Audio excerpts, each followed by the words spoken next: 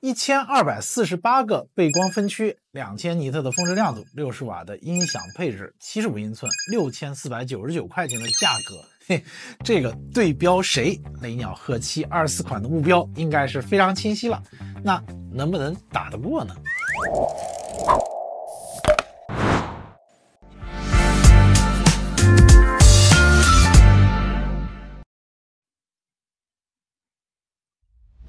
嗨，大家好，我是真言实验室的小春哥。那雷鸟电视呢是 TCL 品牌主打性价比的子品牌，诞生之日啊就承担着狙击性价比对手的重任。那这款鹤724款可以说是对小米 S Pro 的精准的一个对标产品。雷鸟电视呢有4个系列，入门级的雀、中低端的鹏和中高端的鹤，以及面向高端的凤。但是凤啊，其实会和主品牌的高端产品呢形成一定的内部竞争，所以去年开始啊，它就没有更新了。那今年我们评测的鹤7的24款，应该是雷鸟品牌目前最高端的电视。那外观方面，这台电视呢通体黑色的设计，一体折弯的金属边框，全面屏，双脚式的底座。后面呢有个小书包，没有做成整体的设计，也恰恰说明它性价比的定位。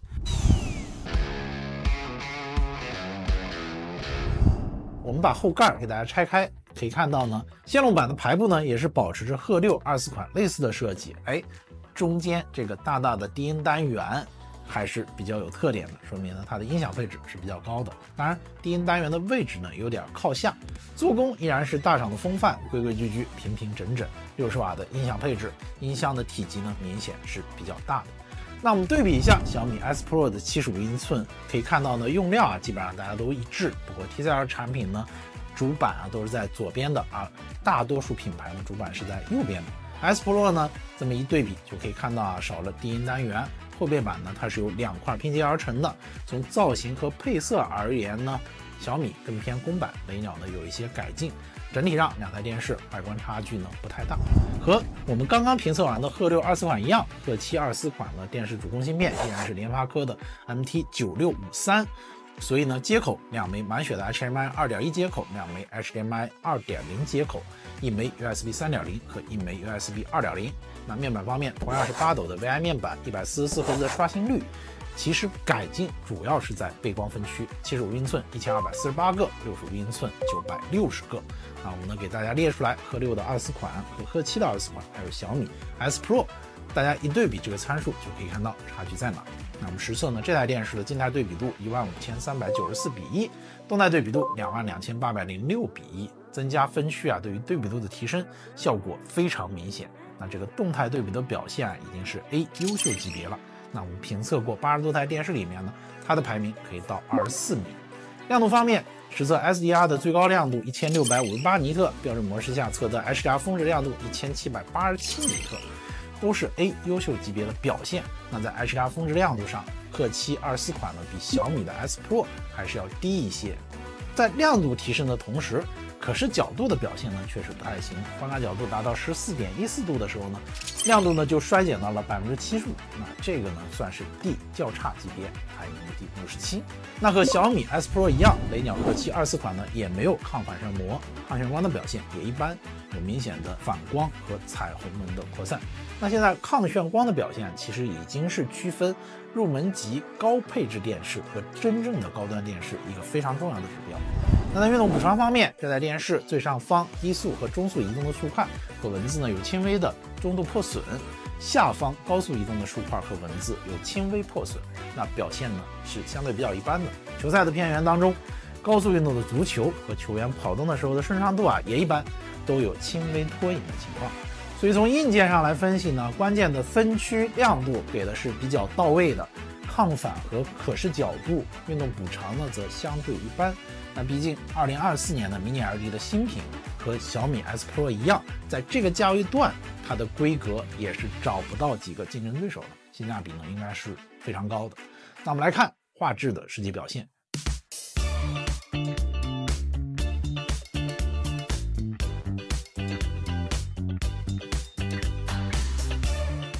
那实测呢，标准模式色温10056K， 1976 UV 标准的 P3 色域覆盖率88.96%，调教上呢要更偏冷一些，更加蓝一些，红色呢，不管是肤色还是常见色都会更红一点。那电影模式方面来对比小米 S Pro， 可以看到呢，赫七24款的色温6782K， P3 色域覆盖91.06%，色准平均大概值2.35。那和 S Pro 相比呢，色温稍冷，色准呢大家都在3以下，都属于 A 优秀的这个级别。色域表现呢则不如小米。那从 PQ 曲线来看，雷鸟和小米的调教都不错，和黄色的基准线是比较贴合的，没有明显的忽高忽低的情况。小米电视 S Pro 呢，随着亮度的升高，出现了轻微的高于基准线的情况，并且对亮度压缩的临界点呢也显然是更高。这就意味着小米 S Pro 在呈现 HDR 内容的时候呢，亮度表现会好于雷鸟的赫七24款。那我们实际来看一下偏远的体验。那 SDR 的偏远呢，肤色测试当中，雷鸟赫七24款呢轻微的偏红 ，S Pro 还原还是比较精准，没有出现明显的偏色。常见色的表现当中，赫七24款绿色的军装和黄色的夹克颜色是比较正常的，红色的椅子呢则有些偏艳。而小米电视 S Pro 呢，绿色的军装比较正常，红色的座椅和黄色的夹克呢其实都会有轻微的偏艳，所以整体上来说SDR 的调教大家相差的并不大，都属于比较优秀的水平。HDR 方面，两台电视呢都支持杜比世界，那我们用杜比世界的 IQ 模式对比，可以发现呢，小米调教明显会更好，整体的亮度呢更高，画面细节的交代也更加的清晰，不管是地面啊、墙面上的细节展现的都更清晰一些。同时呢，色彩上小米也要更艳丽一些，画面会看上去更加的好看。暗场方面，全油的调教上，小米更多的是强调的氛围感，黑位压得很低，保留了部分的细节，而雷鸟赫七24款呢，能明显的感觉到它还是做了全局的提亮，所有的细节呢不会丢失，但是画面的层次感就稍微的欠缺一些，丢失了夜晚紧张的战前的氛围。那拉斯维加斯的片源当中，雷鸟的亮度呢同样是比较高的，细节呢更加清晰，但是呢会显得明显的提亮。由于亮度过高，一些色彩有失真的情况，明暗交替的部分呢光晕也会更明显。小米呢虽然亮度并不高，但是黑色的部分显得更加的深邃。极速追杀当中呢，比较考验电视对于人物面光部分的细节展现，小米 S Pro 在亮度上实现了反超。人物的面部细节展示比较清晰，纹理交代呢也比较清楚，而雷鸟赫七24款的肤色饱和度呢有些偏低，亮度也下降了。所以说小米电视 HDR 的调教上呢，的确已经有几分索尼的感觉了，而雷鸟的条件呢就停留在看清这个水平线上。对于高规格的 Mini LED 电视，我觉得雷鸟的表现呢还是不太能让我们满意的。那在电影模式下，雷鸟赫七24款的得分呢是7.46分，小米电视 S Pro 是7.54分，都是 B 良好的评级。但是呢，小米电视 S Pro 的整体表现要会更好一些。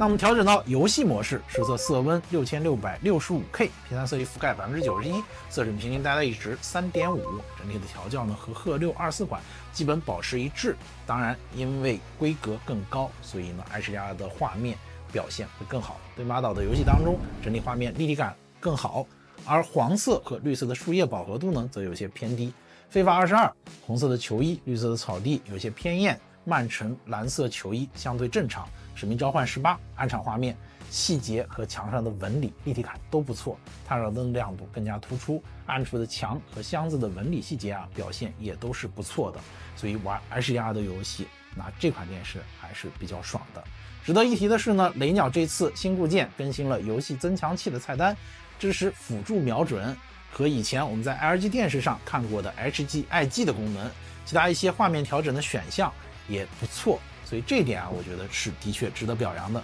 玩家呢可以根据自己的喜好做更精细化的调整。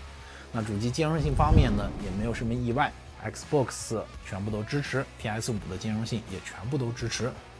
输入延迟方面 ，4K 60赫兹9.3毫秒 ，A 优秀级别的表现。那和 LG 的 C3、雷鸟的鹏7 Pro、海信的 E3 HR 并列第4名。综合游戏模式的表现来看呢，这台雷鸟赫七24款得分8.06分 ，B 良好的评级，非常接近于 A 优秀级别的这条线，排名的第26名。我觉得玩游戏这台电视真的是不错的，而且呢它还有游戏的增强器。音质方面，雷鸟鹤7 24款对比起小米 S Pro 来也有明显的优势，它增加了一套 2.1 声道的音响系统，总功率呢达到了60瓦，那比小米电视 S Pro 足足多了1倍。而且雷鸟呢还有独立的低音单元，所以整体的配置比较高，听起来的感受也会更好。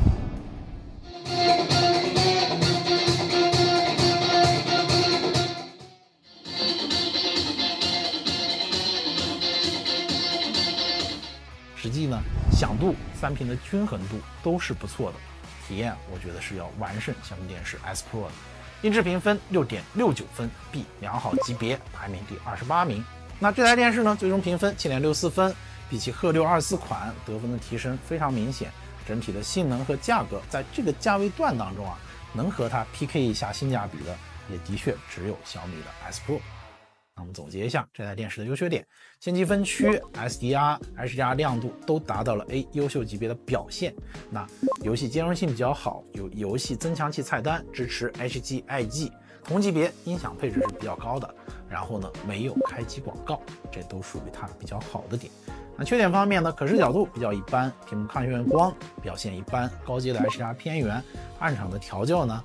还得再改进。选购建议上，那其实是比较清晰的。如果是雷鸟鹤7 Pro 和雷鸟鹤7 24款之间去选择的话，毫无疑问，鹤7的24款不管是规格和体验都有特别明显的提升。那如果是雷鸟鹤7 24款和小米电视 S Pro 之间呢去选择呢，我觉得日常观看两台电视差距不大，在高对比度的 HDR 的偏远上，小米电视 S Pro 的调教会更好。